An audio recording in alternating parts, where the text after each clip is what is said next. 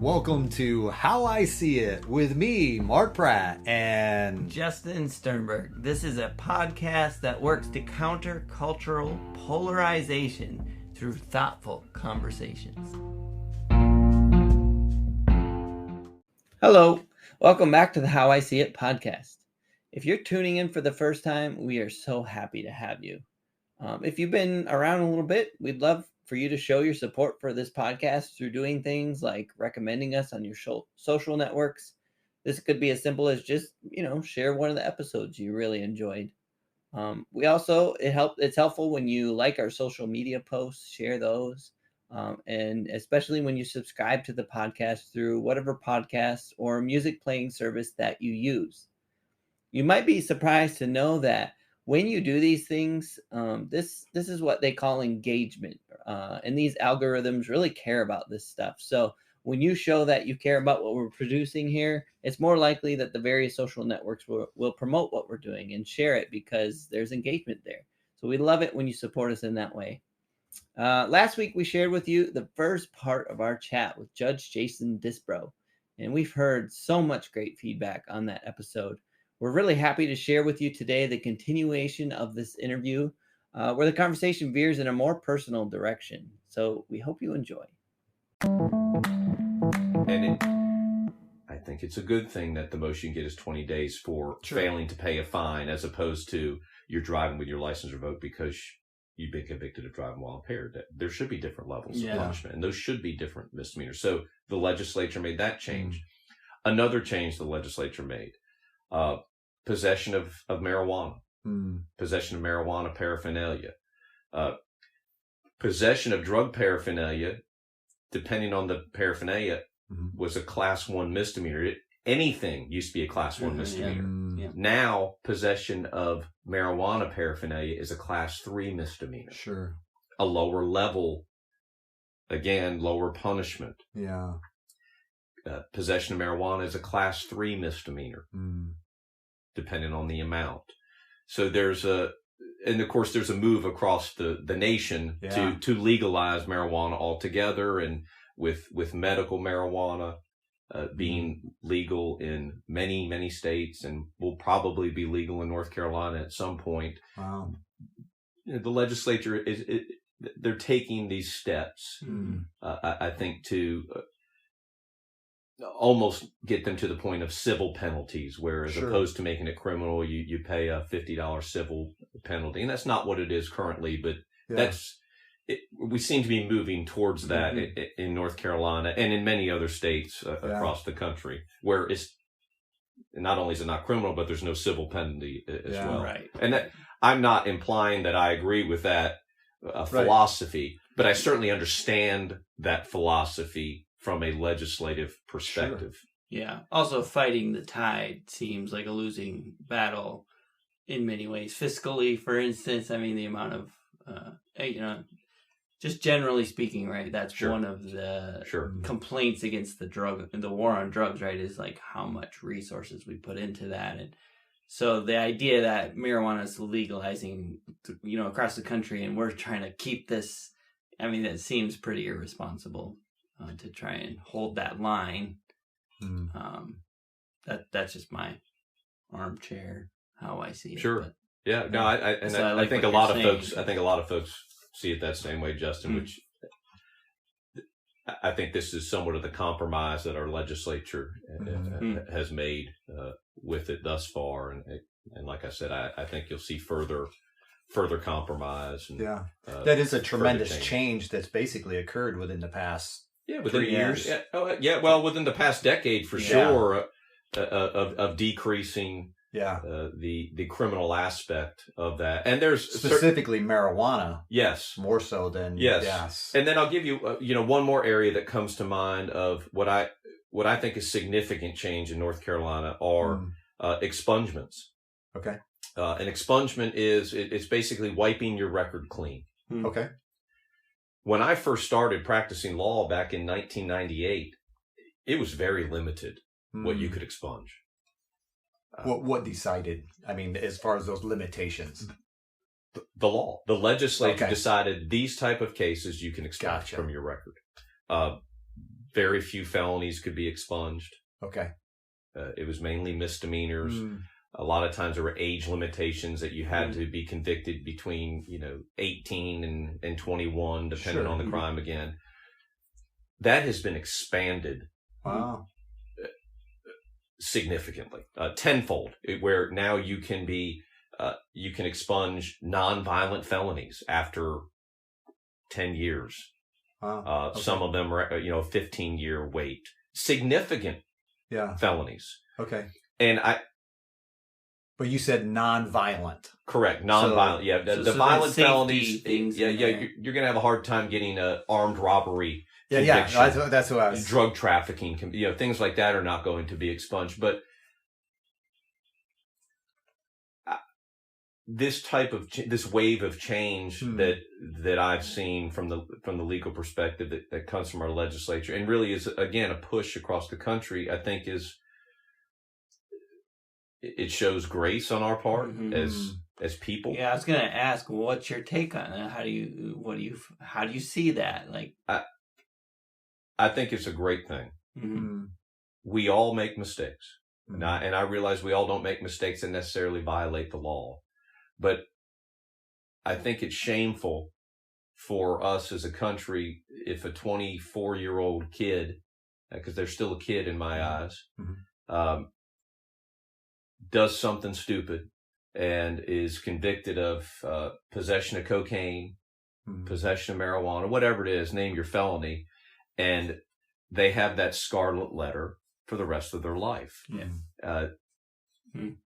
I see a lot of good people in the courtroom who come before me, and I know that may shock a lot of people. They're good people who are struggling with addiction, who are in this position because they've gone through a horrible divorce and they just fell apart, who didn't have a dad in their house since they were 6 years old and haven't had any guidance, or didn't have a mother around, have been hanging out with the wrong crowd for the past few years. Those people, we all deserve a chance to show that we can get this thing right. And all crimes are not created equal.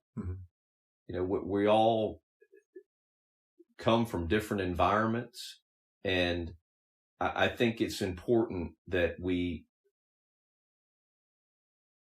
remember grace and we remember that. I think we're a country of second chances, and I think that we have a justice system that is a justice system of second chances. I mean, most people are put on probation. To me, that's giving you a second chance to get it right. So, demonstrating your willingness to want to change. That's right. That's right. I mean, it doesn't mean you don't get punished. Sure. But it means the punishment is not what it could be, because we're going to give you an opportunity to get this thing straightened out. For instance, someone comes in and they're in a relationship and they commit domestic violence against their wife. Now that's tough for me, because I was brought up, you'd never put your hands on a female, period. Doesn't matter what they do to you. They kick you in the privates, you take it and you move on. That's how I was taught. So I've got some bias towards that. And I recognize that I've got an implicit bias, so I have to check myself. But, oftentimes we order folks, we give them a suspended sentence for this assault, if it's their first offense. Sure. We order them into what's called a domestic violence offender program that is 26 weeks. It's pretty expensive. I think it's $1,000 for somebody to pay. So they go through, of their personal money. 1 hour a week. They go to this class and they learn about, domestic violence and how to, control your temper. I'll leave that to the expert, Mark, the counselor. But, they learn tools in order to deal with that. And we give them community service to do, as opposed to putting them in jail for 30 days and saying, okay, you're done with your sentence. Because at the end of the day, I'm not sure that really fixes anything. Right. Sure. If we haven't given them any tools to maybe prevent this behavior in the future, then have I really done my job as a judge to help this community, make this community better? Now, look, if the individual is put on probation, refuses to go to the domestic violence offender program classes, doesn't do his community service, and picks up a new charge, he's going to prison. Yeah. We're going to activate his sentence. He'll go to prison because he's refused to do his probation. But that's on him. Yeah. Yeah. That's not. He's been given the opportunity. That's correct. Yeah. That's correct. You can extend grace if they don't. Yeah. If they don't appreciate and take advantage of that grace, well, okay, that's something that they have to deal with. That's not really an issue that I have to deal with. That's like what I tell my kids, like, you're choosing your consequence. That's right. I tell you up front what'll happen if you do the thing. Yeah. If you do the thing, you choose that consequence. Yeah. That's your choice. That's okay. Right. You chose it. And at that point, But it's interesting that and I think that's part of the polarization to a certain degree. It's like, by implementing consequences, you're the mean dad. You know what I'm saying? Sure. In our culture, in our world, it's like, well, that's just being mean. Because I just want continued grace, right, and overlook it, whether it's an expungement or whatever. I'm not saying that that's wrong. Don't get me wrong. But it's interesting that in that mindset, and I think that's a part of it. It's like, I don't really want the law in my life until somebody offends me. Sure. Then I want the law in my life because I want justice. That's exactly right. And I think, how often that translates into how polarizing the law can become. Because it's interesting, you and I know of each other. I've been in your courtroom before, right. Because your attitude? Yeah, I forgot. No, but I would have clients or, that would, and it's interesting because, I would routinely hear, well, that Judge Disbrow, he was connected with this person and he's just in that person's pocket. Yeah. That kind of thing. And it was always an interesting role for me because it's like, actually, that's probably not true. But, and I think how often those kind of dynamics, and it leads to that ignorance that you're talking about, because, it's like, my view of me getting in trouble is you. And I'm even mindful of how not equating you to God, but yet from a spiritual dynamic, I can see a correlation, how God extends grace absolutely through Jesus, but yet at the same time, there is a way, you know, and it's kind of neat to think about that when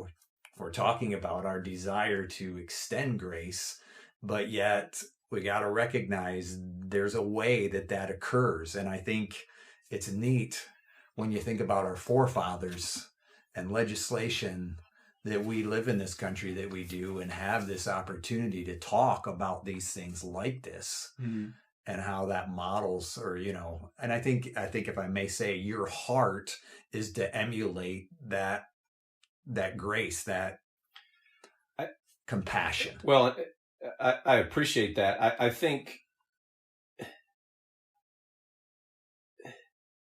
at times maybe judges can be scared to use the word grace and mercy, but my philosophy, do what is right, love mercy, be humble. Sure. That carries over.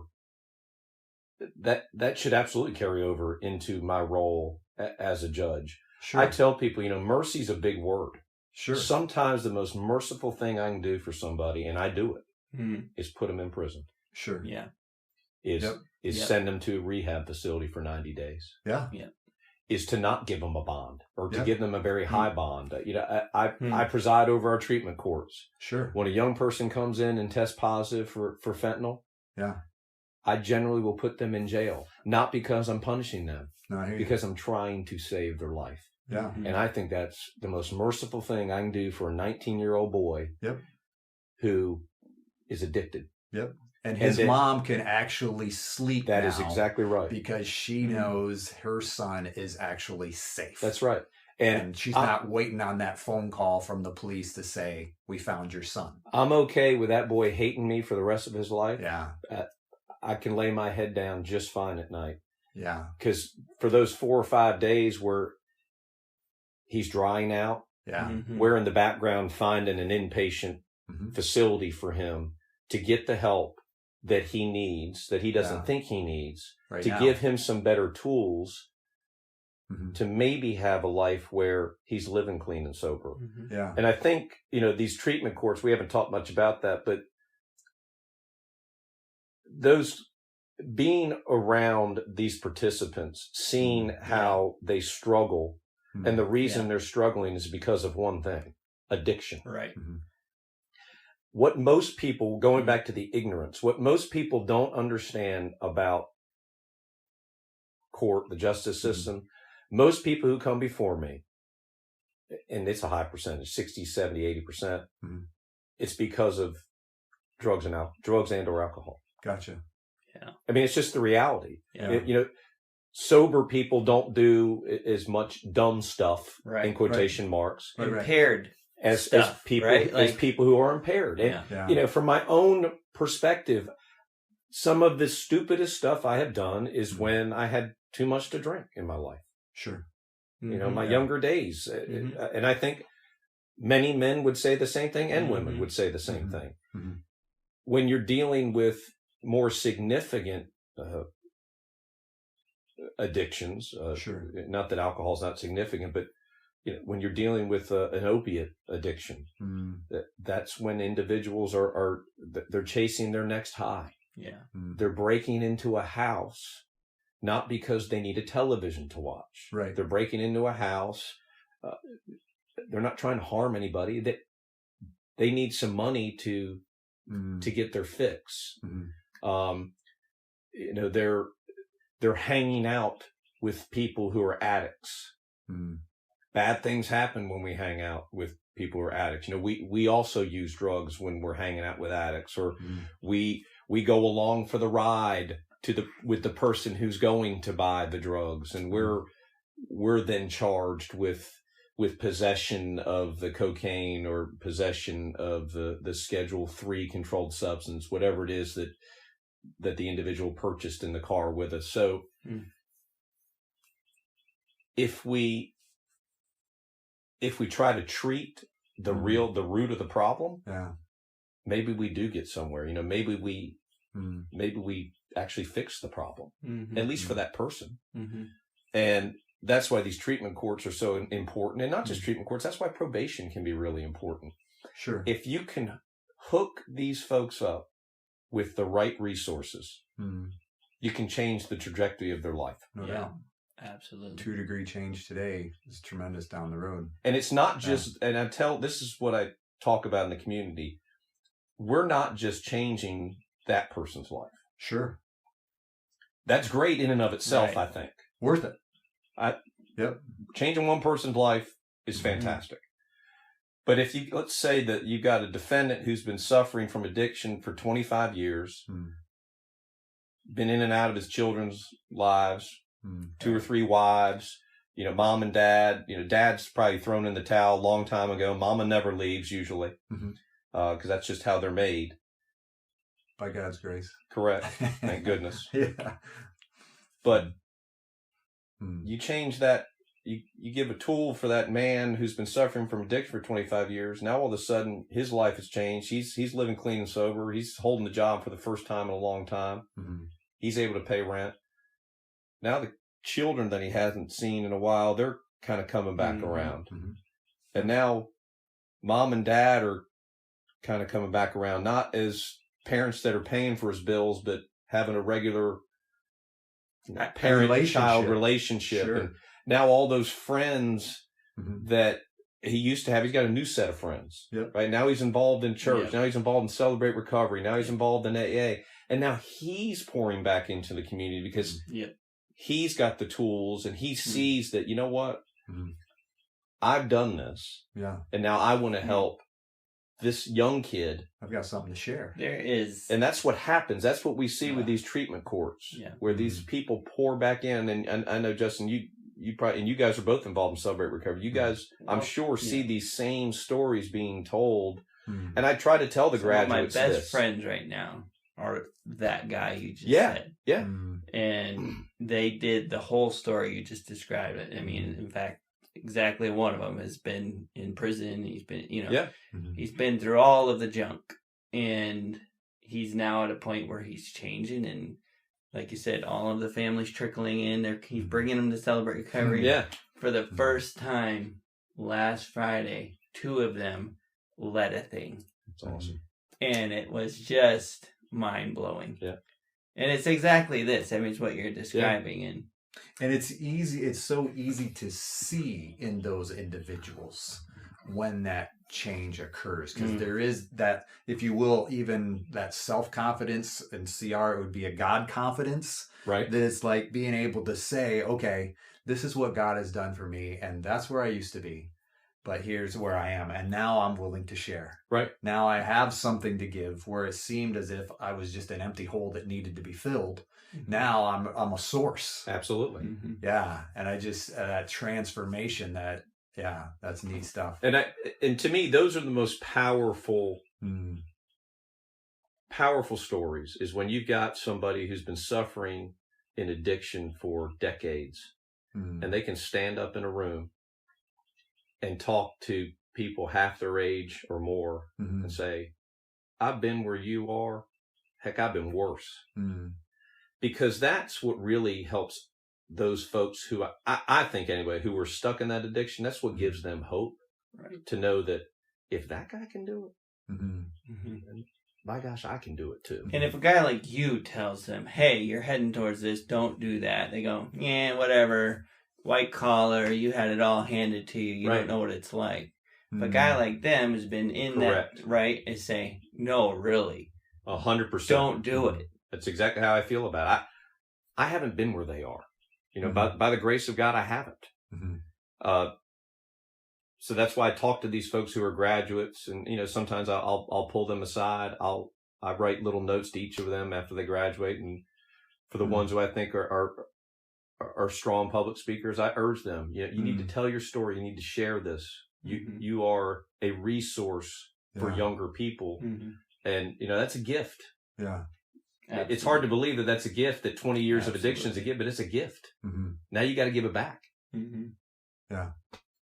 Absolutely. It's interesting because one of our questions was, or I thought it was, what one aspect of your job makes your job the best job in the world? Oh, wow. I don't know if there's one aspect. I do have the best job in the world. Let me start with that. People thank me all the time. Thanks for what you do. And I say, look, I'm honored to do this job. I would almost do it for free, but I have to take care of my family. Sure. Every day is different. Yeah. In my role, it's very challenging. You have some challenging legal issues that really make you think, that make you dive deeper into case law and really read that Constitution and. But the best part of my job is helping people, kind of along those lines of the treatment courts. And it's not always in treatment court, but that's where I see it the most, because I meet with those folks twice a month, and I see them at their worst, and then I get to see them at their best. And seeing that transformation, knowing that you've played a very small role, and trust me when I tell you, it's not me trying to be humble. I have a very small role in that courtroom. Well, it's interesting because your role, it represents a single statement. So it's small in scope, but it's not small. Like, often you're the gatekeeper to that change. Correct. So I appreciate what you're saying, because there's a lot of people in treatment handling that person, working. They're doing the work. Absolutely. But I also think it's important not to downplay what your part in it represents. It represents the opportunity, right? No, the gate. You're absolutely correct. I'm the person that if they're not doing what they're supposed to do, they potentially go to prison. So I understand that maybe they're scared at times when they walk into that courtroom. But when I say, I play a small role, there's so many people involved in the treatment courts. Our substance abuse counselors play a huge role. My treatment coordinators that work at the courthouse play an enormous role in constant contact with these folks. Other providers who are involved. Our probation officers play an enormous role. Our surveillance officer, Sam Britt with the sheriff's office, plays a huge role, constant contact with our participants. And then at the end of the day, the participant is the most important player in the court, because they have to do the work. They have to do the work. And they have to fight through that addiction. They have to fight through the slips that invariably occur with some of them. And I think you and I would both agree from both of our perspectives. What we're talking about, that work, is some of the most significant, difficult work that any person can do from any walk of life. Yep. Like, it is not just, it's not just a saying doing the work. Correct. It is transformational work. Difficult. Painful. Yep. Often painful. Often. Yeah. They're told you got to change the people, place, and things. Now, that might be easy for the three of us. Right. Might be easy for Justin to say, honey, we got to move. We got to get away from this crowd that we're living on this street. Yeah. It's not easy for most people. They don't have the money to do that. So you can't change your place. It's hard to change your friends because you grew up with these people for the last 10, 15, 20 years. Maybe you grew up here and this is just your friend group. And now this judge and my treatment counselors and everybody that I'm around is saying, I have to get new friends. It's tough, right? Yeah. And then you got to change the things that led you here, the habits that led you here. Those are really tough things for any of us to do, let alone want to do them. Sure. In the same environment. Correct. That I've grown up in. Correct. Yeah. And those people, places, and things represent a lot. They represent safety. Right. They represent trust. Identity. They represent family. That's identity. Right. Sure. Right. So very often I ask participants to choose sobriety or their family. Yeah. Exactly. Yeah. Yeah. Because remember, I'm a huge believer, and this is in most of where we are in life. I'm a huge believer you're a product of your environment. Most of us are Christians because we grew up in Christian homes. Most Muslims are Muslim because they grew up in Muslim homes. I mean, you just use religion as an example. I don't think many people would argue that concept, right? Sure. That's just, that's what I was. Right. Yeah.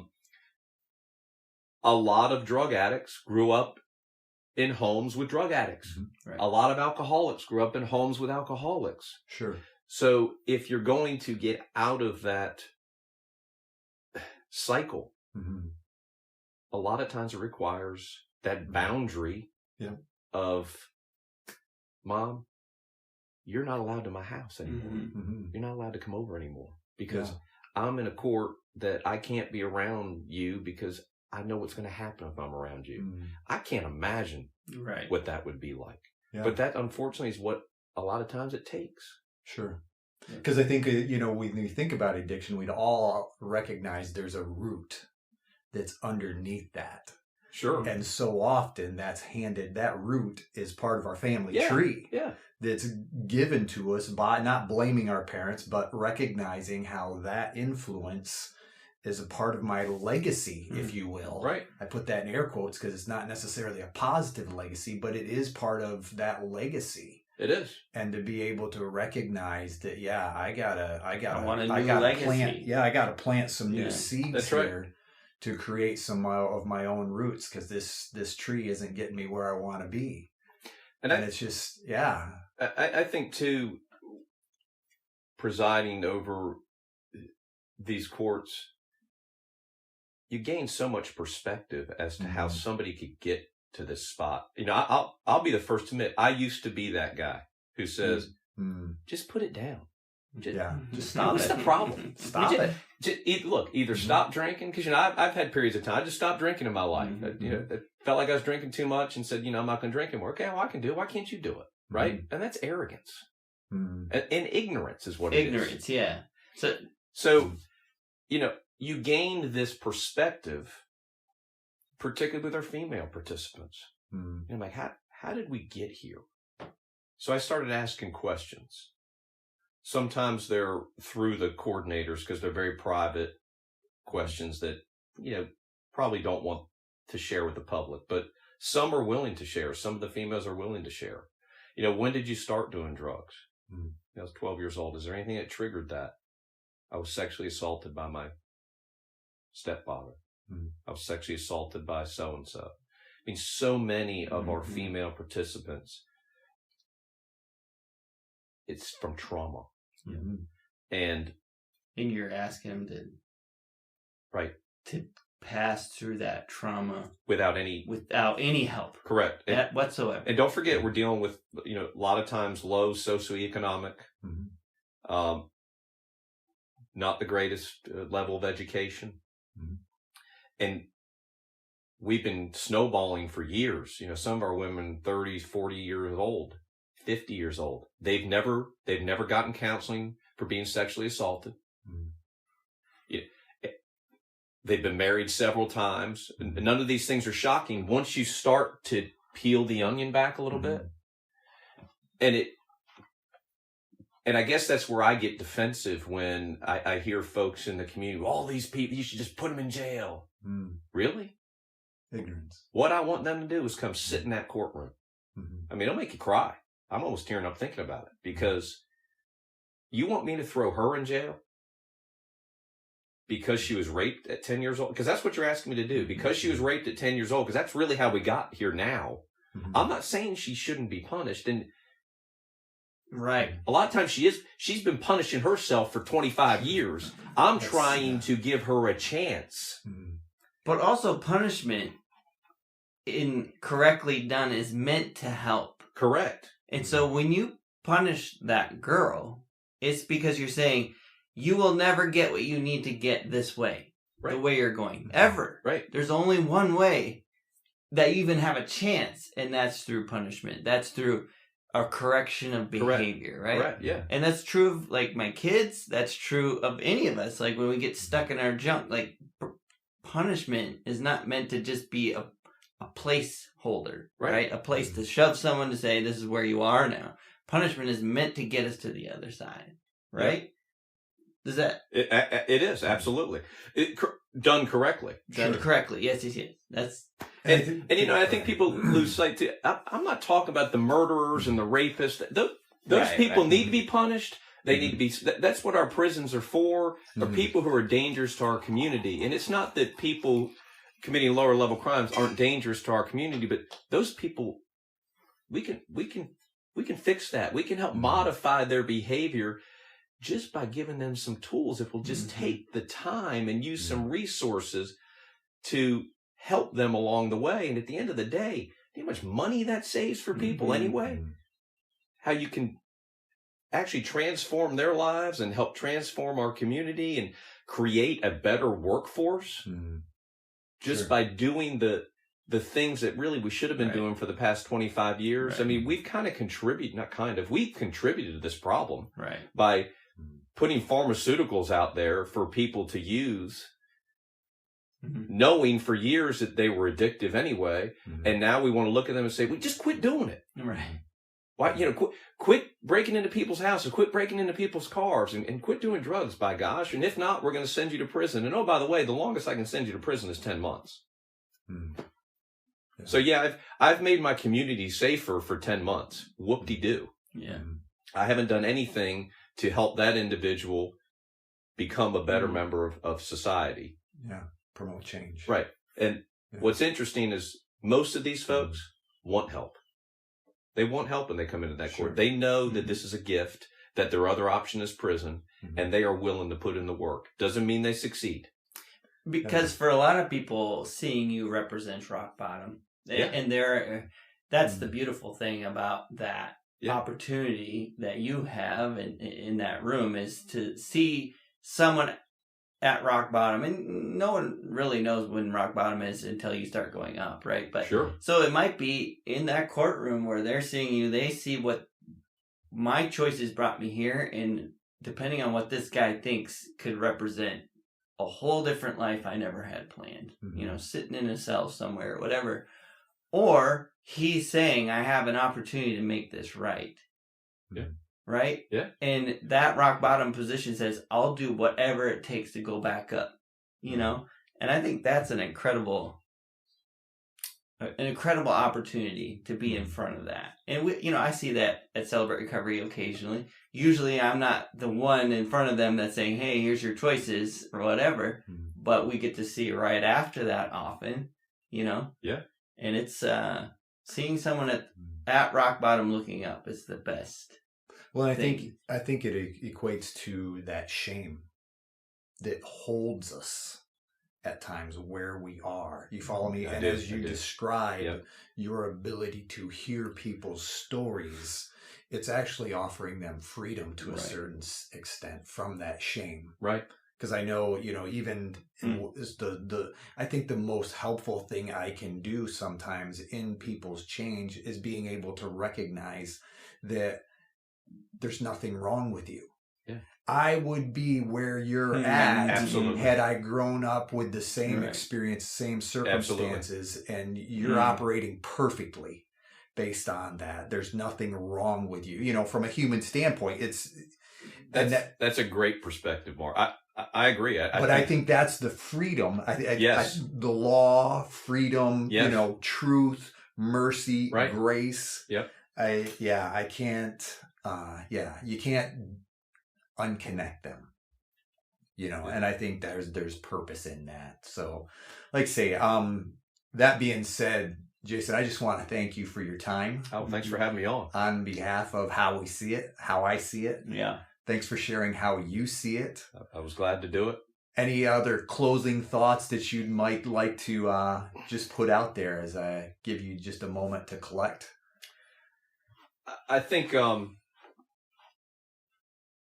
in a unique position. Obviously, there's only one Superior Court judge in our county, and that's not lost on me.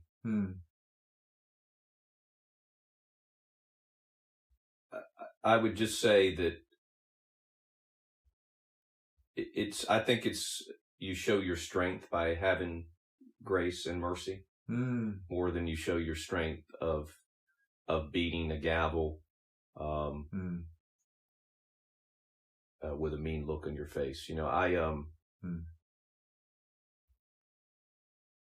I try to make sure that everybody that comes into that courtroom, I don't make them more anxious than they already are. I can do my job no matter what it is that I'm doing, whether I'm sending somebody to prison for life, which I've done, or whether I'm sending somebody out the door, telling them to pay the court costs and fine and don't do this again. I can do it with kindness in my heart.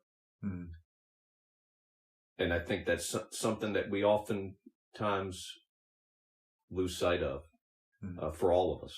Sure. That, I love that little quote, in a world where you can be anything, be kind. I think we just need to extend kindness. I haven't always done that in my life. I remind myself of that on a daily basis to be kind. And I think it's important. I think it's an important thing. I think it's important in my role as a judge. And I know that sounds, going back to the TV stuff, you see the mean judge and, the hanging judge. I don't have any desire to be known as a mean judge. I want to be known as somebody who was fair and just, and merciful, and somebody who tried to do the right thing. And that's what I strive to do. And I'm going to follow the law doing it. Yeah. So that's how you see it. That's how I see it. Yeah. Anything, Justin? No. I know that kindness was stirring some stuff in you there. I could see it. Man, you're fishing it out. No, I was just gonna say, I feel like you said you weren't always like that, and if you hear enough of those stories of the 10-year-old girl, you will transform. You will. And I can say that it's true for both Mark and I in being involved in Celebrate Recovery and hearing those stories. And I would encourage those who say, just throw them in jail. Please go on YouTube, Google Celebrate Recovery Testimony, and just start watching some. Yeah. Just start exposing yourself to these stories. And because we need that kindness, we need that tenderness, that mercy, that grace. And you will never get that sitting on your high horse. You have to be able to get off of it, go alongside these people, hear their stories, go to a local Celebrate Recovery, hear those testimonies that happen every other Friday night. Like, because we're not going to help them by criticizing. Right. And by not helping them, we're not helping our community. We're not improving things.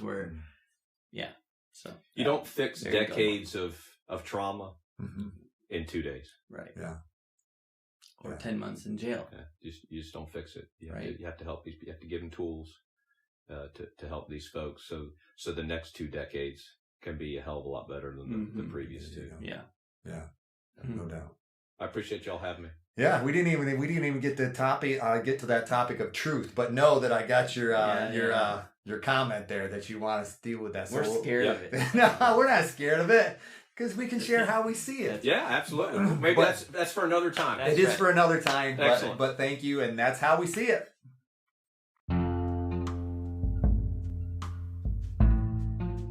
Hey, thank you for listening to our podcast. If you like how I see it, please do all the things that podcasts tell you to do.